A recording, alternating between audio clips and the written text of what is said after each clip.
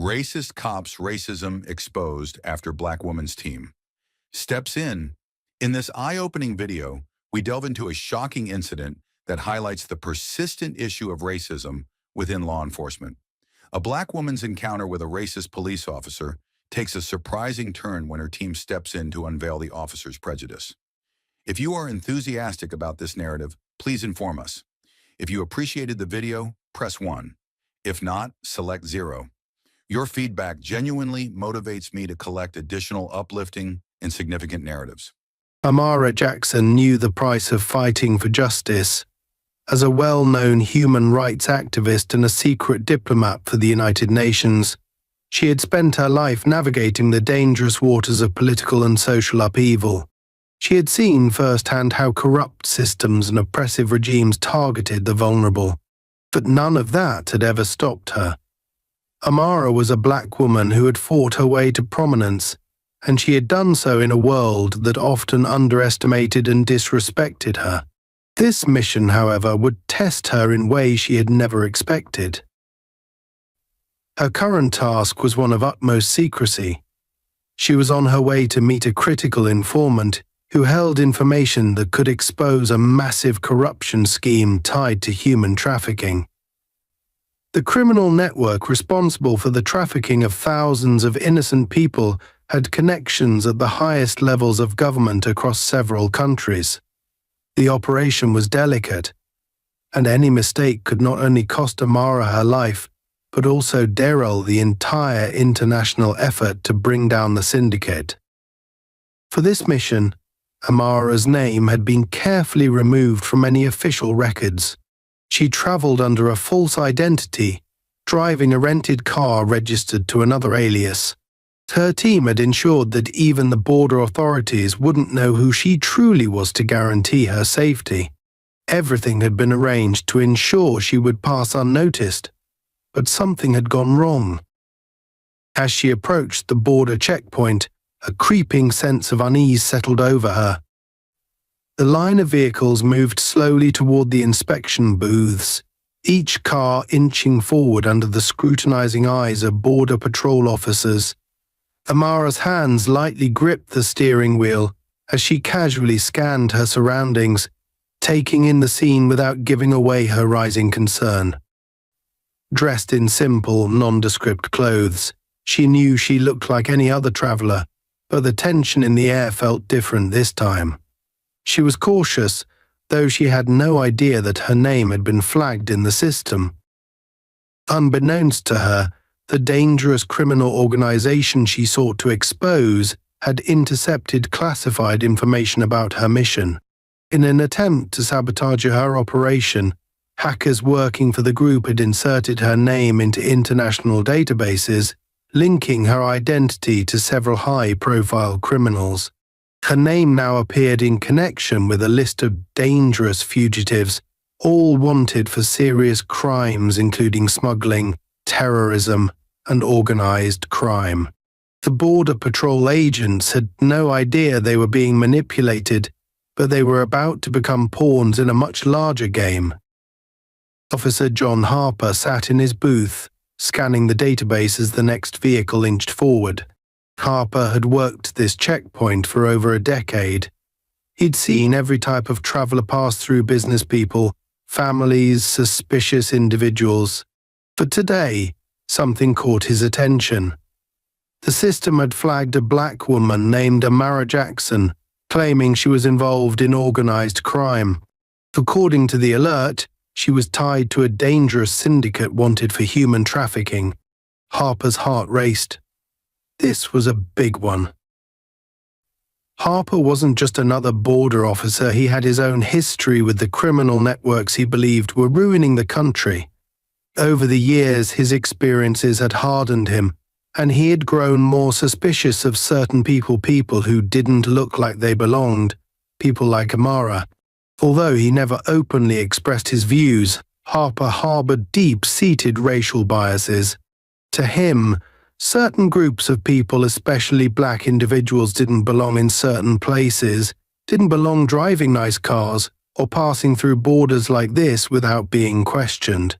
And now here was a black woman, supposedly involved in international crime. The system had confirmed what his gut had already told him. She was trouble. As Amara's car rolled up to the booth, Harper felt the familiar rush of power that came with moments like these. He flagged her down with a curt motion, signaling for her to roll down the window. She complied, offering a polite smile as she handed over her travel documents. Harper studied her, his gaze lingering on her face longer than necessary. He felt an irrational sense of satisfaction seeing her sitting there, waiting for his approval to pass. "What's your reason for crossing the border today?" Harper asked, his voice flat but probing. "I'm here for business," Amara replied evenly. Her voice was calm, controlled. She knew she had to be careful. The less attention she attracted, the better. The meeting with her informant was only a short drive away, and the last thing she needed was a delay. Harper examined her documents, but the more he looked, the more suspicious he became. Everything seemed perfect, too perfect. He had seen it before. The criminals with the cleanest records often had the most to hide. His gut told him something wasn't right. "Would you mind stepping out of the vehicle?" he asked, but the question carried an underlying threat. Amara hesitated for the briefest second, but she knew she had no choice. Refusing his request could escalate the situation quickly, and as a black woman, she understood the danger of confrontation in moments like this. She had lived her entire life knowing that people like her were seen as threats, even when they had done nothing wrong. So with a measured breath, she stepped out of the car, carefully keeping her movements slow and non-threatening. Harper's hand rested casually on the grip of his holstered gun as he directed her to stand aside. His eyes never left her, watching her every move, searching for any sign of guilt. To him, Amara was already guilty. Her very presence made her suspicious. She didn't look like someone who should be driving a car like that, or crossing this particular border without trouble. His racial bias had already decided her fate long before he had even seen her. "What's your business here?" Harper demanded, his voice now sharper, more assertive. He stepped closer, narrowing the space between them as if to intimidate her. Amara's heart pounded, but her exterior remained calm. She had encountered men like Harper before, men whose minds were already made up about her based solely on her skin color. But this wasn't the time to challenge him. She had to stay focused on her mission. "I'm meeting with a colleague," she replied, her voice steady. "It's a professional engagement." Harper wasn't buying it. He glanced at her car, then back at her. "This car is registered to someone else," he said, his tone accusatory.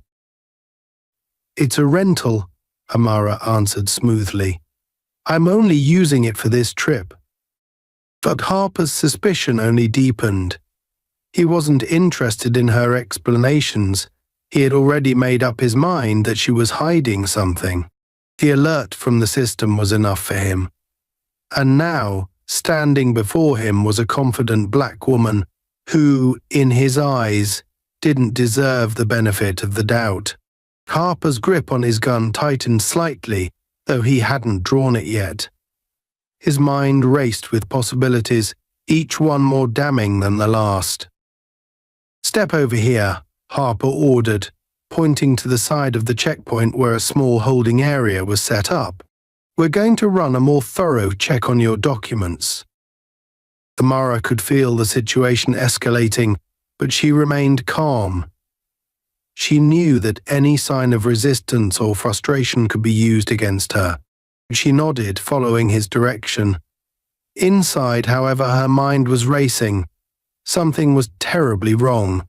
Harper wasn't just asking standard questions, he was fishing for something, convinced that she was a criminal. As she waited in the holding area, Amara's thoughts turned to the mission. Time was slipping away. If she didn't reach her informant soon, the entire operation could collapse. She couldn't let that happen. But with Harper breathing down her neck, and no way to explain her true purpose without blowing her cover. She knew she had to tread carefully. Harper, meanwhile, was running her documents through the system again, determined to find something incriminating. His prejudices clouded his judgment, making him ignore any evidence that didn't fit his narrative. To him, Amara was guilty, she just hadn't slipped up yet. Minutes passed, each one more agonizing than the last. Amara remained outwardly composed, but inside she was calculating her next move. If Harper didn't let her go soon, she would have to find another way out of this situation. And that's when everything changed. The air inside the border checkpoint office was cold and sterile, with fluorescent lights casting a harsh glow over the room. Amara stood near the back, keeping her posture relaxed, even as the tension in her body grew tighter. Her mind was working overtime, running through every possible scenario and how to defuse the situation without giving away the true nature of her mission. She couldn't afford to let this escalate, but she also knew that her hands were tied. One wrong move could derail everything. Officer John Harper walked in with an air of arrogance, holding her documents in one hand and tapping them against his other palm. His eyes didn't leave her as he approached, his expression a mix of smugness and suspicion. Amara had seen that look countless times before, a man who believed he had already won before the game even began. In his eyes, she was already guilty, and nothing she said would change that. "Ms. Jackson," Harper began, his voice dripping with condescension, "I have some questions about your paperwork."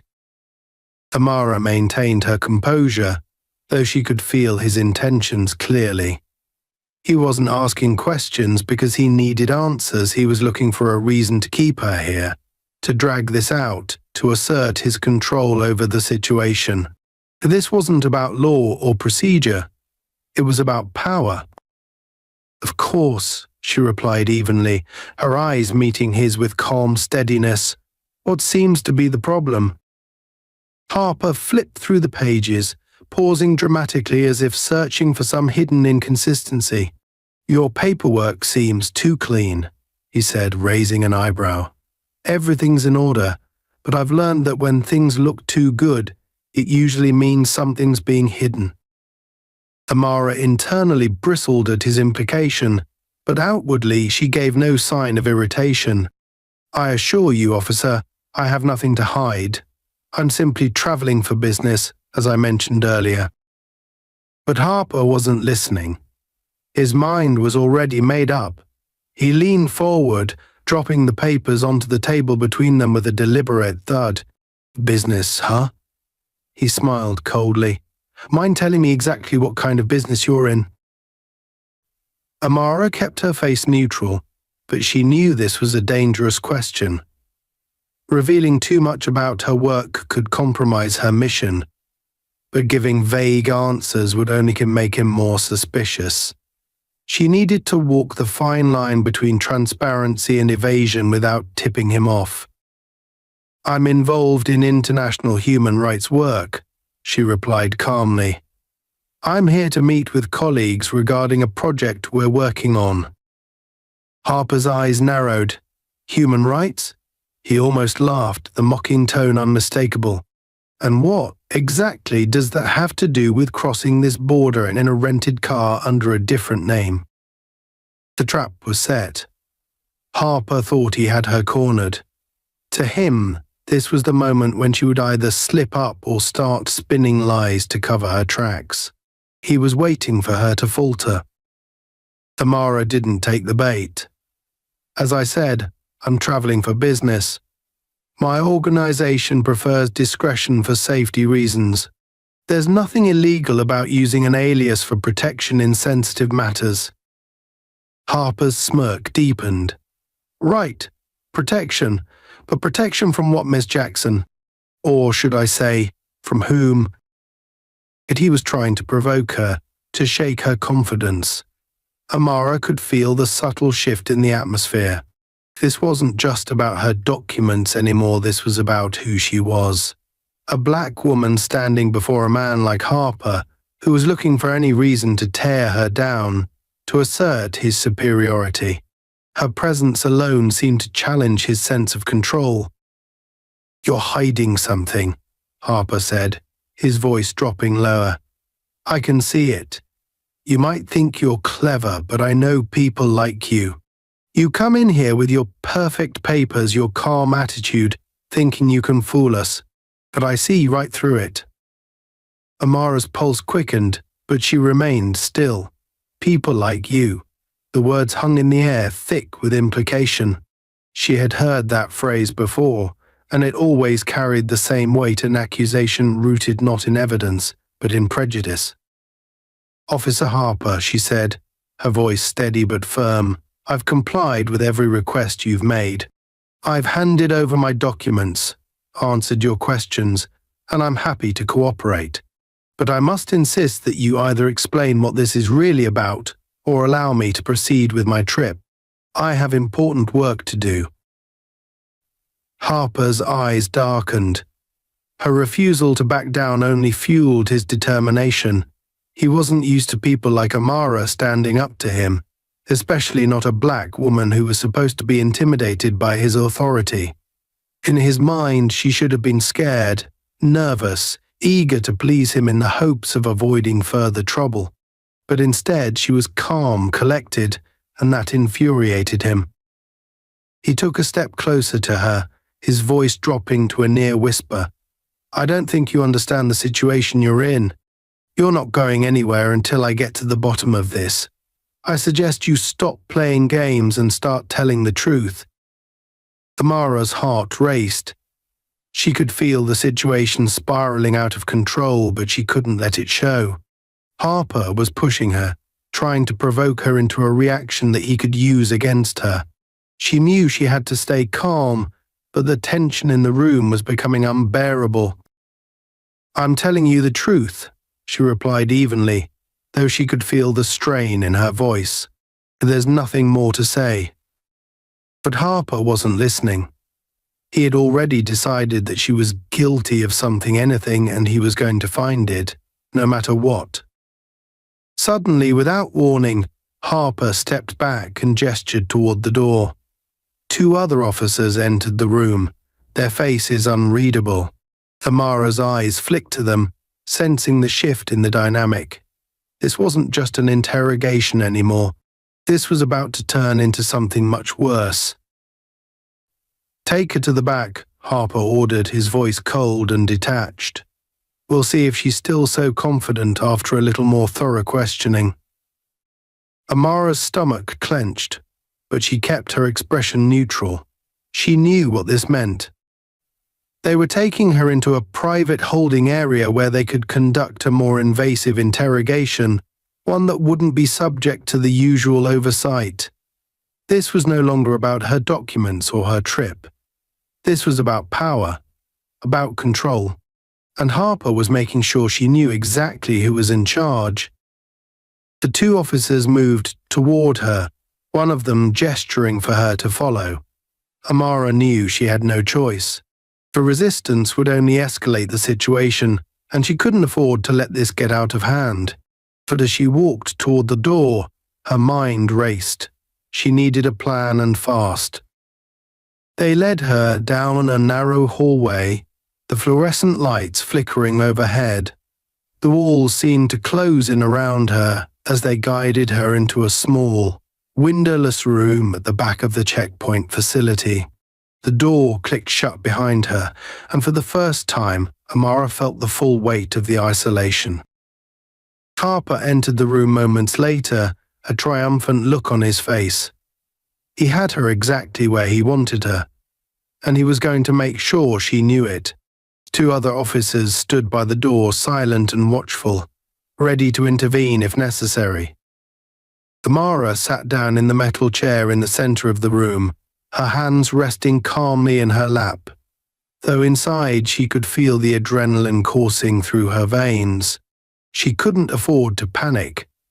Not now. She had to think, to stay one step ahead of Harper. This was more than just an interrogation, it was a test of her resilience, her ability to outlast him without giving away anything that could jeopardize her mission. Harper stood in front of her, arms crossed over his chest, his smirk now fully in place. "Let's start again," he said, his voice dripping with arrogance. "Why didn't you tell me what you're really doing here?" Amara met his gaze, refusing to flinch. She knew this game, and she wasn't going to play it on his terms. "I've told you everything I'm allowed to say," she replied firmly. "I'm here on official business, and I'm not at liberty to discuss the details." Harper's smirk faltered for a moment, but he quickly recovered. "Not at liberty. That's convenient. Makes it easier for you to lie, doesn't it?" Amara held her ground. She wasn't going to let him eat her into a trap. She could see the way he was looking at her, the way his racial biases were driving his every word, his every decision. To him, she was already guilty, simply because of who she was. "I'm not lying," Amara said, her voice firm. "And you know it." For a moment, the room was silent, the tension hanging heavy in the air. Harper's eyes flashed with anger, but Amara didn't waver. She knew this was only the beginning, and she had to be ready for whatever came next. The room was suffocating. Not because of its size, though it was small and windowless, but because of the silence. Amara sat in the cold metal chair, her back straight, her face composed. Every breath she took was calculated, every movement restrained. She had to stay in control, no matter what Harper threw at her. The weight of the situation pressed on her chest, but she had learned long ago how to hide that feeling.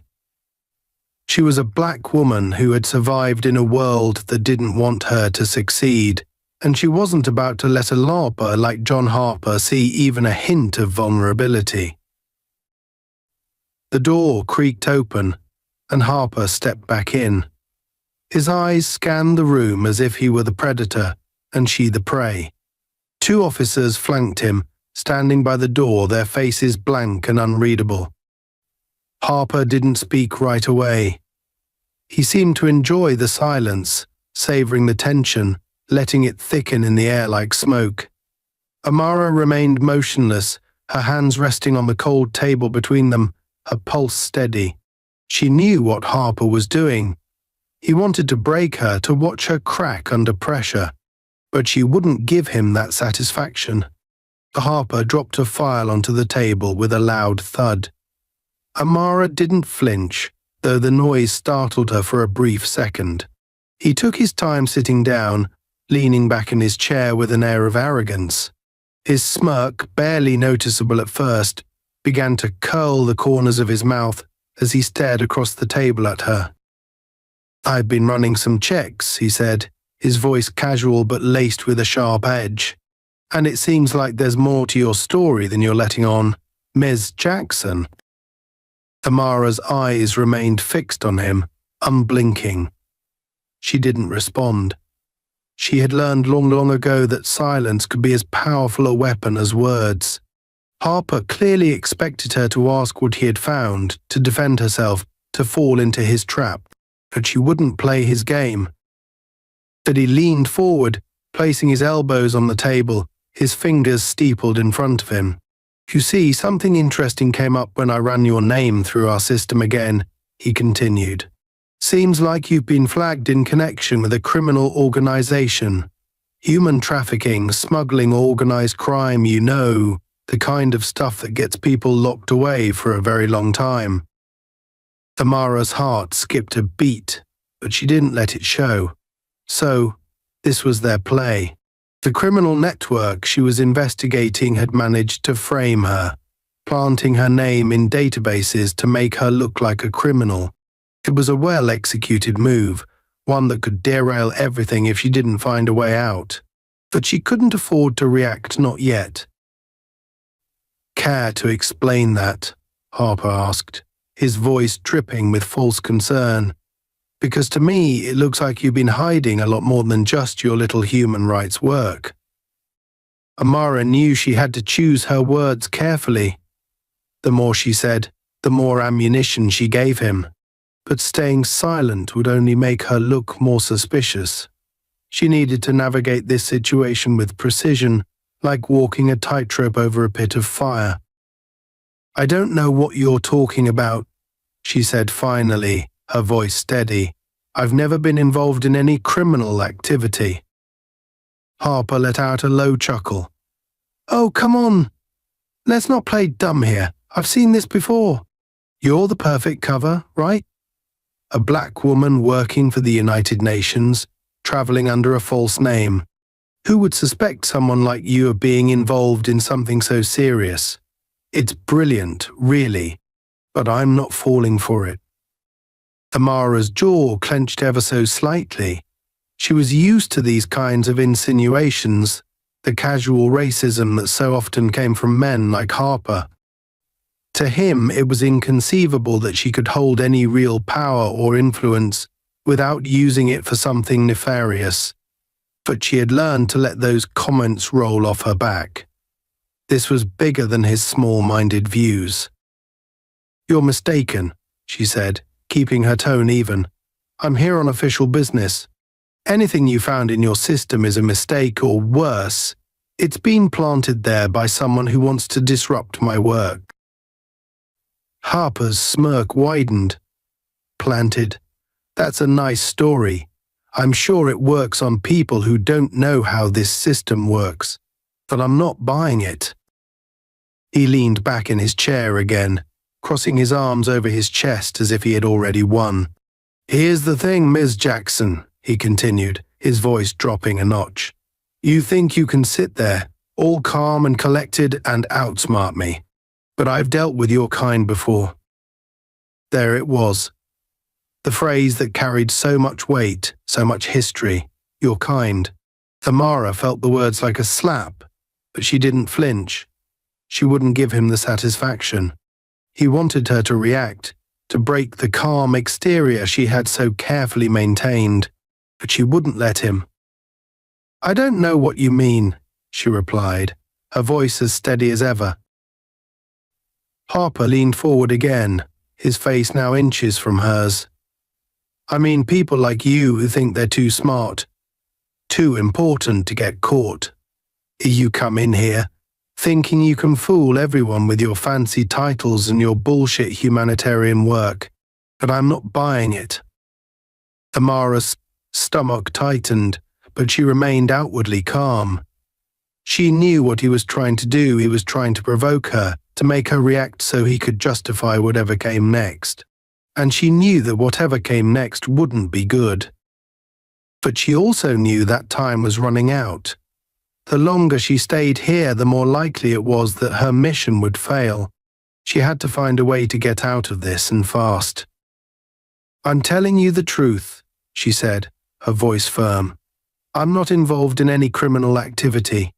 If you check with my organization, you'll see that I'm here on legitimate business." Harper's smirk faded slightly, but his eyes still gleamed with satisfaction. "Oh, I will," he said. "But in the meantime, we're going to keep you here until we figure out exactly what you're up to." He stood up, signaling to the two officers by the door. "Take her to the back. We're going to run a more thorough check on everything." Amara's pulse quickened, but she forced herself to remain calm. She had expected this.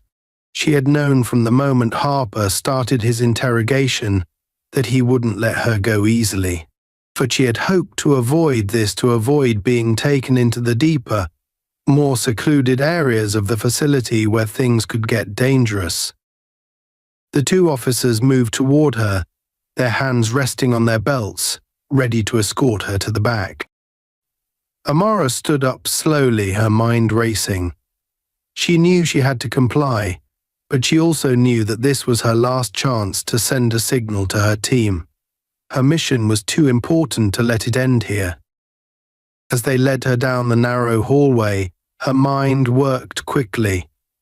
She glanced down at the watch on her wrist, a seemingly ordinary accessory, but one that held the key to her escape. It was a specially designed device, equipped with encrypted communication software that could send a signal to her team without being detected. She had only seconds to act, but she had trained for this. She knew what to do. The hallway was dimly lit, and the officers flanked her on either side, their eyes scanning for any signs of resistance. Tamara kept her movements subtle, her fingers brushing against the edge of the watch's face as they neared the door at the end of the corridor. With a practiced flick of her wrist, she activated the emergency signal. A small vibration buzzed against her skin, confirming that the message had been sent. They reached the door, and one of the officers opened it, guiding her inside. The room was even smaller than the one before, with bare walls and a single chair in the center. The harsh fluorescent light buzzed overhead, casting a sterile glow over the scene. Tamara was led to the chair and instructed to sit down. She complied, all the while keeping her breathing steady, her mind focused. Harper entered the room a few moments later, his expression cold and calculated. He knew he had her cornered, or at least he thought he did. But Amara knew that her team would be on their way. She just had to hold out long enough for them to get here. Harper circled the room like a predator, his eyes fixed on her, as if trying to read her thoughts. "You know," he began, his voice low, "I don't think you realize how much trouble you're in. This isn't just about a few lies on some paperwork. You've been flagged as a national security threat. And when I'm done here, you'll be wishing you'd never set foot in this country." Tamara remained silent, her mind focused on the ticking clock. Every second that passed brought her closer to rescue, but Harper didn't know that. He thought he had all the time in the world. "You don't have to make this harder on yourself," Harper said, stopping in front of her. "Just tell me what you're really doing here, and maybe I can help you. Maybe we can work something out." Tamara looked up at him, her face expressionless. "I've already told you everything I know." Harper's jaw tightened, and he took a step closer. "You think you're smart, don't you? Do you think you can just sit there and outlast me? But I've got all day, and I'm not leaving until I get what I want." Tamara's heart pounded in her chest, but she didn't let it show. She knew she was running out of time, but she also knew that she had to stay strong. Her team would come for her. They had to. Harper took a step back, crossing his arms over his chest as he looked down at her. "Fine. If that's how you want to play it, we'll do it your way. But don't say I didn't give you a chance." He nodded to the officers by the door, and they stepped forward, ready to begin their more aggressive interrogus. But before they could take another step, the lights in the room flickered and went out. The sudden darkness caught everyone off guard, and for a moment, the room was silent. Then the lights flickered back on, dimmer than before but still functional. Harper looked around, clearly unsettled. "But what the hell was that?" one of the officers muttered, glancing nervously at the ceiling. Harper's expression darkened, and he turned back to Amara. "Stay here," he barked at the officers. "I'm going to check on the system." He stormed out of the room, leaving Amara alone with the two guards. The lights flickered again, this time more violently, and a low hum filled the air. Amara knew what was happening. Her team had received the signal, and they were taking control of the facility's systems. Harper would soon realize that he wasn't the one in control anymore.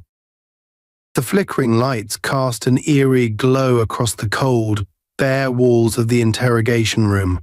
The sudden malfunction in the facility's system had thrown Officer Harper off balance, his cool, arrogant composure shaken for the first time. Amara, however, sat calmly in her chair, her fingers still subtly adjusting the settings on her encrypted wristwatch. Every second that passed, she knew her team was moving closer, but there was still time to buy before they could execute the extraction. Harper stormed out of the room after barking orders to his officers, leaving Amara alone with two guards, their eyes constantly darting between her and the malfunctioning lights. The tension was palpable now. These men weren't sure what was happening, but Amara could sense their growing discomfort.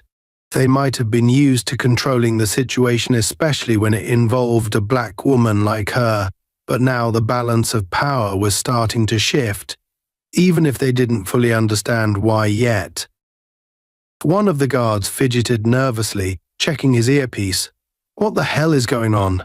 he muttered under his breath to the other officer, his eyes narrowing on Amara as though she was somehow responsible for the technical glitch. The other guard, trying to maintain his composure, shrugged. "I don't know, but we've got orders to stay put." Amara didn't respond. She let them stew in their confusion. Harper's arrogance had blinded him to the fact that she wasn't a defenseless suspect, but a highly trained diplomat on a mission. These officers, like Harper, had underestimated her from the moment she arrived, seeing her not as a professional but as a potential threat, based solely on her skin color. Now that underestimation was working in her favor.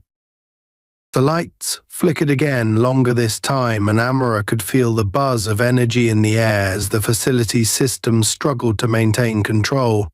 Her team was already inside the network, likely disabling security measures and preparing to take down the entire system if necessary. She just had to hold on a little longer. In the hallway, Harper paced furiously. His frustration grew every passing minute as his attempts to regain control of the situation failed. He had gone from feeling invincible in his control over the suspect to feeling vulnerable and exposed, and that vulnerability was something he despised. He slammed his hand down on the control panel near the wall, but the system refused to respond. Cameras blinked on and off, the communication lines crackled with static, and every command he entered was met with resistance from a system he had once thought he dominated. How the hell is this happening? Harper growled to one of the junior officers trying to fix the electrical panel. The officer shook his head, fumbling with the wires. "I don't know, sir," the officer replied, his voice trembling slightly. "It seems like the whole system's under some kind of external interference. We might have been hacked." Hacked. The word struck Harper like a blow.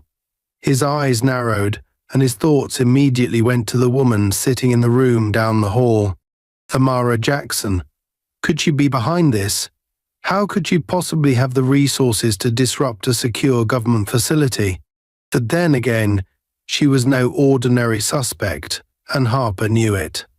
That watch on her wrist, the calm demeanor in the face of interrogation, it all pointed to someone far more dangerous and well-connected than he had originally thought. He turned sharply, heading back toward the interrogation room, with a newfound sense of urgency.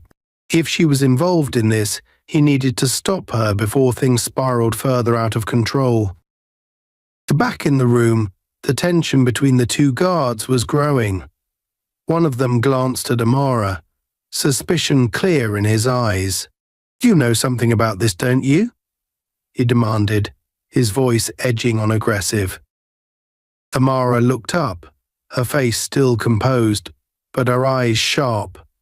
"I've told you everything I'm allowed to say," she replied evenly.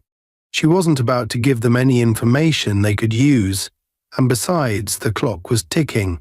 Her team was coming. And just as the guard was about to step toward her, the door flew open, and Harper strode back into the room, his face twisted with anger and suspicion. He was losing control, and he hated it. "All right," Harper barked, his voice echoing off the walls. "Enough of this." He pointed directly at Amara. "I don't know what kind of game you're playing, but it's over. Whatever's going on with our systems, you're behind it, and I'm going to get to the bottom of it right now." Amara said nothing. She had learned long ago that silence could be more powerful than words in moments like this. Harper's anger was his weakness, and she wasn't about to give him any reason to tighten his grip on her. Harper motioned to the guards. "Cuff her," he ordered, his voice cold. "I don't want her moving an inch." The guards hesitated for a split second, unsure of whether they should escalate the situation, but Harper's authority was absolute. They stepped forward, one of them roughly pulling Amara's wrists behind her and snapping the cuffs on tightly. Amara winced slightly at the pressure, but she kept her expression blank. Harper leaned down to her level, his voice low and menacing. "You think you're clever, don't you? You think you can come in here, act all innocent, and then hack into our systems while we're not looking?" His eyes burned with fury. "Well, let me tell you something. This is my facility and you're not leaving here until I get what I want." Amara met his gaze unflinching. "I've done nothing wrong," she said calmly. "Whatever's happening here has nothing to do with me."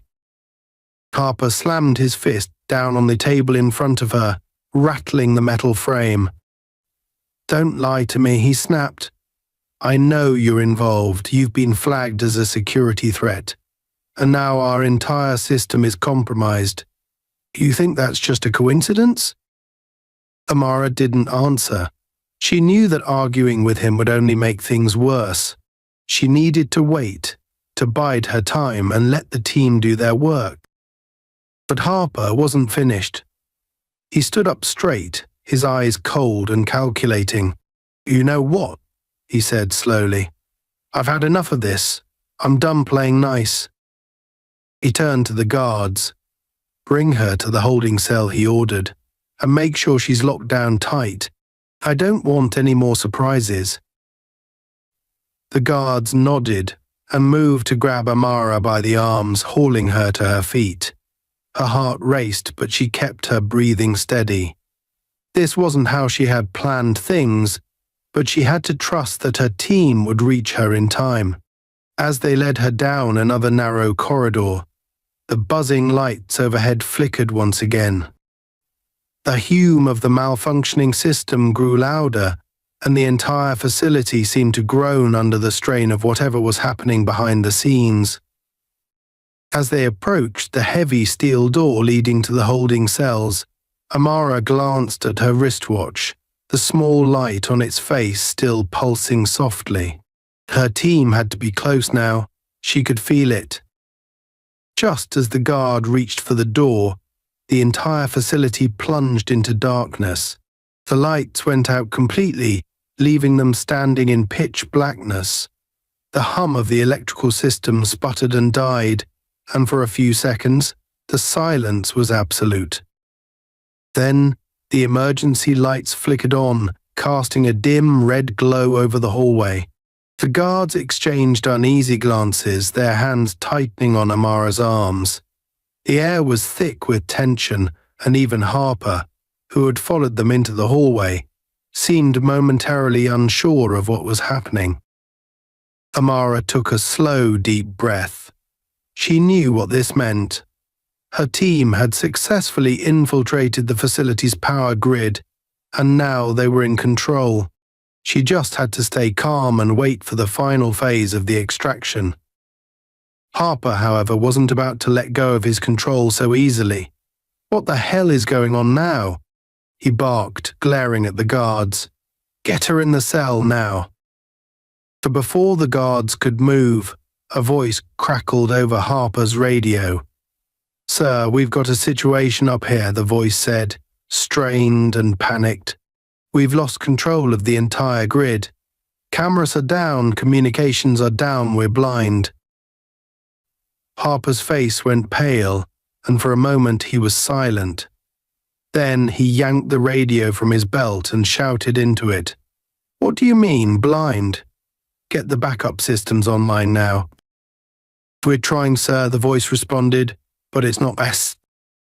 Harper's hand clenched around the radio, his knuckles white with frustration. He turned back to Amara, his eyes blazing with fury.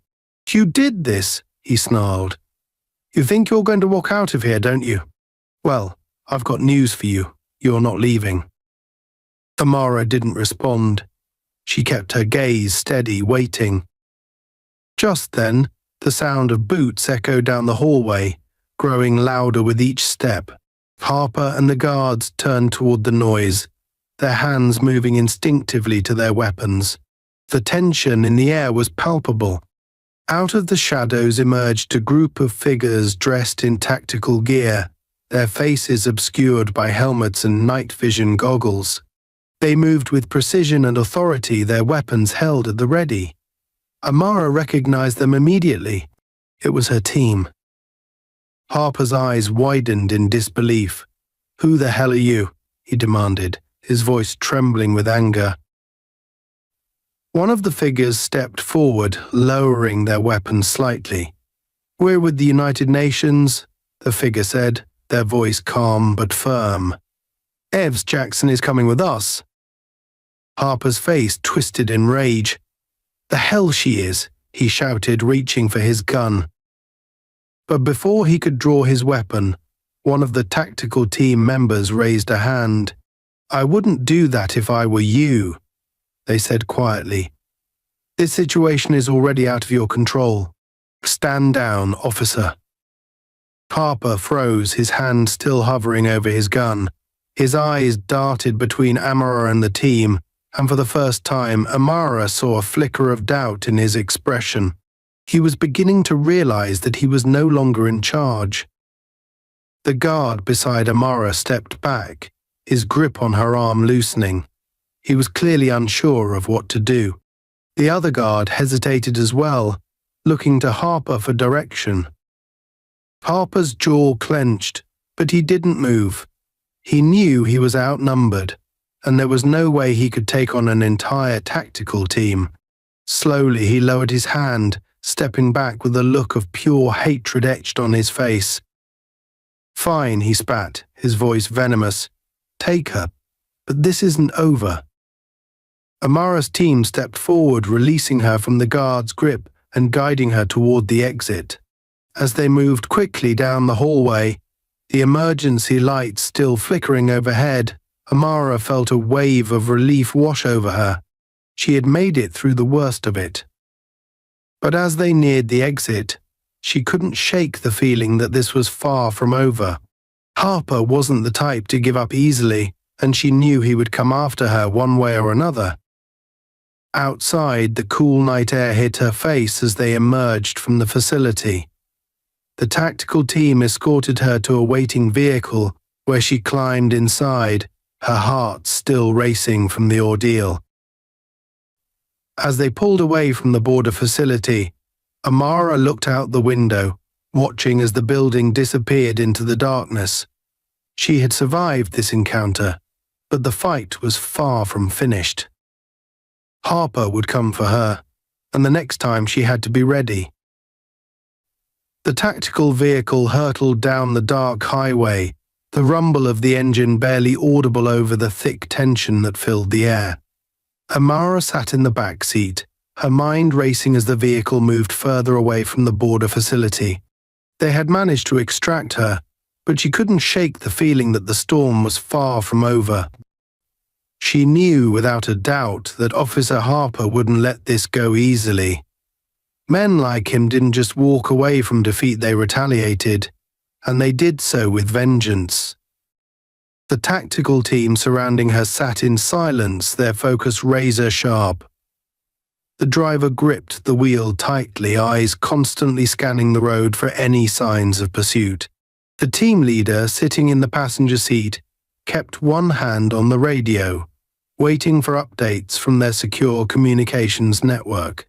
Amara could feel the weight of their unease. Though they accomplished the extraction, the job wasn't over.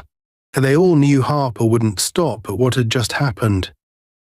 The night outside was pitch black, the only light coming from the headlights cutting through the empty highway. The vastness of the landscape around them felt oppressive, as if the darkness itself was closing in. Amara's body was tense, every muscle coiled with the anticipation of what was to come. Her mind kept replaying the encounter with Harper, the look of pure hatred on his face when she had remained calm in the face of his threats. His obsession with power had been palpable, and she had no doubt that his pursuit would be relentless. The driver's voice broke the silence. "We've got about 30 minutes until we reach the rendezvous point. No sign of anyone on our tail." Amara nodded silently, but her instincts told her that their escape hadn't gone unnoticed. Harper was too proud, too consumed by his own ego to let this go, and if he couldn't track them down through official channels, he would find another way. She had seen it before: corrupt officers who used their connections to carry out personal vendettas, stretching their reach far beyond their jurisdiction. Harper was exactly the type of man who would go that far, especially after the public humiliation of losing control. The team leader turned to her, his voice calm but serious. "We're taking a detour. The situation at the border is unstable, and there's been chatter that local law enforcement might be compromised. We can't take any risks." Amara felt a chill run down her spine. The idea that Harper had connections beyond the facility wasn't surprising, but the speed with which he might be able to mobilize them was alarming. If he had already tapped into his network, the safe house they were heading for could be compromised too. The clock was ticking faster than any of them had anticipated. "Understood," Amara replied, her voice steady. She was used to adjusting plans on the fly, but something about this situation felt different. The stakes were higher, the danger more immediate. She couldn't afford to let Harper's interference derail the mission. The information she was supposed to receive from the informant was too crucial. It was the key to exposing an international human trafficking ring that had ties to multiple government agencies, and her delay at the border had already set them back too much. The tactical vehicle veered off the highway onto a smaller road, the lights from the highway disappearing behind them as they entered a more secluded area. The road ahead was narrow and surrounded by thick forests on either side, casting long shadows over the path as the headlights illuminated the trees. The sense of isolation deepened, and Amara's hand instinctively brushed against the communication device on her wrist, a small but powerful tool she had used to alert her team back at the border. She checked the time. They were close to the meeting point, but something still gnawed at her. The thought of Harper's reach troubled her more than she wanted to admit. His racism had been evident from the moment she stepped out of her vehicle, but it was his arrogance and belief in his own power that made him truly dangerous. He didn't just want to control her, he wanted to break her, to remind her that, in his eyes, she didn't belong in the position of influence she held. Amara's thoughts were interrupted by the sharp crackle of the team leader's radio. The voice on the other end was calm but urgent. "Change of plans. We have intel that suggests a roadblock ahead. Possible hostile actors. Proceed with extreme caution." The driver cursed under his breath, immediately slowing the vehicle. The rest of the team went on high alert, their hands instinctively moving toward their weapons.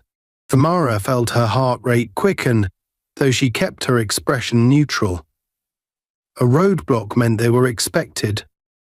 Harper's reach was faster than they had anticipated, and he had likely activated his network to trap them before they could reach their destination. The SUV slowed to a crawl as the road ahead became visible. Sure enough, in the distance, the flashing lights of a roadblock came into view, and even from far away, Amara could see the silhouettes of armed men standing by the vehicles waiting. This wasn't a standard checkpoint, it was an ambush. "They've found us," the team leader said grimly, his voice a low growl. "Reverse. Get us out of here." The driver immediately shifted into reverse, but as they began to back up, the glare of headlights appeared behind them, blocking their escape route. The tactical vehicle was boxed in. Amara's pulse quickened as she scanned the situation, and they were surrounded. The leader's voice cut through the tension. "We're in a tight spot. Arm yourselves. This could get ugly. The team moved with swift precision, pulling their weapons from their holsters, eyes trained on the situation outside. Amara remained still for a moment, assessing their options. They were well trained, but this was a trap, and Harper had them exactly where he wanted them. Out of the vehicle. Now, a voice boomed from the front of the roadblock, amplified by a megaphone. The authority in the voice was undeniable, but it wasn't a voice she recognized. Whoever was running this operation wasn't part of the regular law enforcement team. It had to be someone working directly for Harper, someone outside the law, just like him. Amara's tactical team exchanged glances. They knew fighting wasn't the answer. They were outgunned and outnumbered. The leader turned to her. "We have to comply for now, but be ready for anything." Amara nodded, her mind racing. This was exactly the kind of situation she had feared. Harper had mobilized forces faster than they had anticipated, and now they were at the mercy of men who didn't follow the rules. The tactical team slowly opened the doors and stepped out, their hands raised in a show of compliance, though their weapons were still within reach. Amara followed, her body tense but her face calm. As she stepped out into the cool night air, the glare of the roadblock's headlights nearly blinded her. Armed men stood in front of the blockade, their weapons trained on the team. They wore no identifying marks, no badges. These weren't official law enforcement officers. These were mercenaries, hired guns. Harper's network, fully activated. The man with the megaphone stepped forward, his face shadowed by the brim of a hat, but his posture oozed authority. "You're under our control now," he said, his voice dripping with menace. "Move away from the vehicle slowly." Amara and her team did as they were told, backing away from the SUV and standing in the middle of the road, the forest closing in around them like a cage. She could feel the weight of the weapons trained on them. Every movement monitored. There was no easy way out of this. The man with the megaphone took a few more steps forward, his gaze landing on Amara. "As Jackson," he said, his tone shifting slightly. "Officer Harper sends his regards." Amara's blood ran cold. Harper had indeed pulled all the strings, and now she was face to face with the result of his vendetta. This wasn't about justice or the law anymore. This was personal. Harper wanted her out of the way, and he had found the means to make it happen. The man gestured with his hand, and two of the mercenaries stepped forward, their eyes locked on Amara. "You're coming with us," he said simply. "The rest of your team can stay. For now." Amara's tactical team tensed, ready to act, but she raised her hand slightly, signaling them to stand down. They were outmatched here, and any sudden moves could turn this into a bloodbath. She needed to buy time, to think of a way out of this. "You're making a mistake," Amara said, her voice calm, but firm.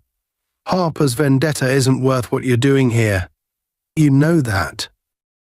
The man smiled coldly. "This isn't about Harper anymore. You've made enemies far beyond him. You're not just a diplomat, you're a threat. And threats need to be neutralized." Amara's pulse quickened. She had expected Harper to come after her, but now it was clear that the network of corruption she was investigating had extended its reach. The people who had hired these mercenaries weren't just doing Harper's bidding, they were protecting something much bigger, something that Amara had come too close to uncovering. The man signaled again, and the mercenaries moved toward her. Amara's body tensed, her mind racing for options. She could feel the tension from her tactical team behind her. They wanted to intervene, but they knew it would only lead to violence. As the mercenaries closed in, Amara took a deep breath, her heart pounding in her chest.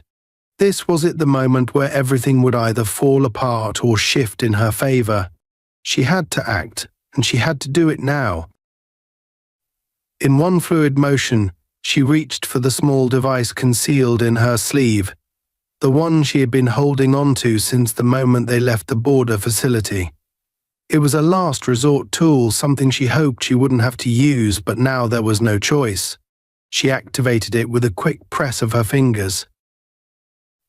Instantly, a sharp, high-pitched frequency filled the air, causing the mercenaries to stop in their tracks, clutching their heads in pain.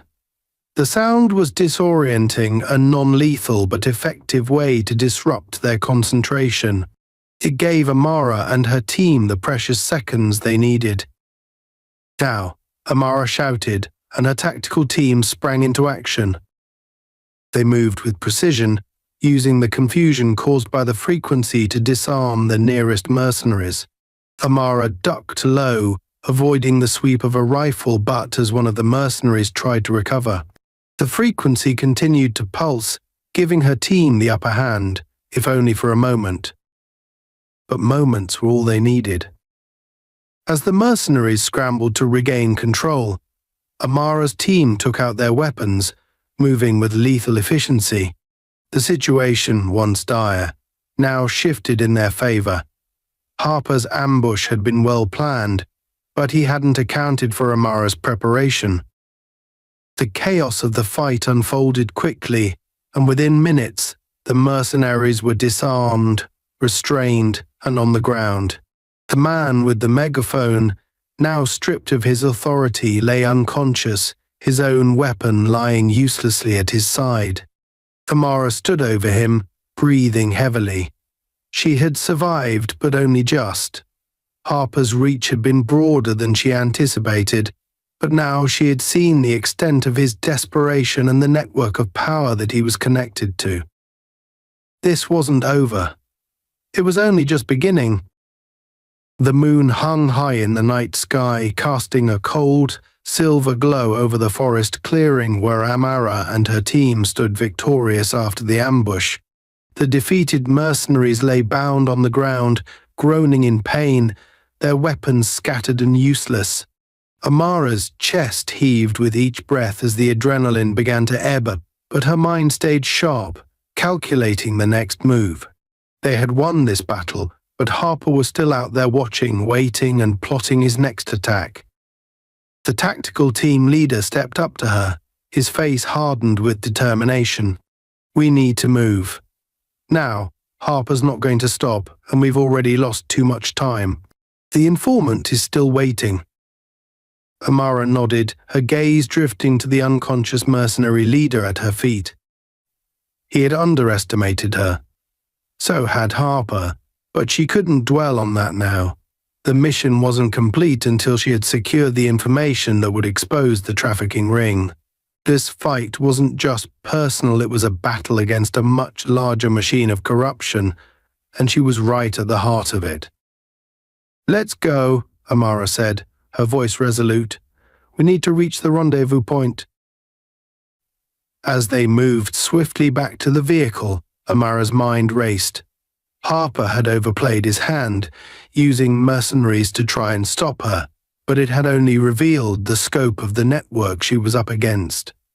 Whoever had backed Harper was willing to go to extreme lengths to stop her, which meant the information she was after was more dangerous than she'd anticipated.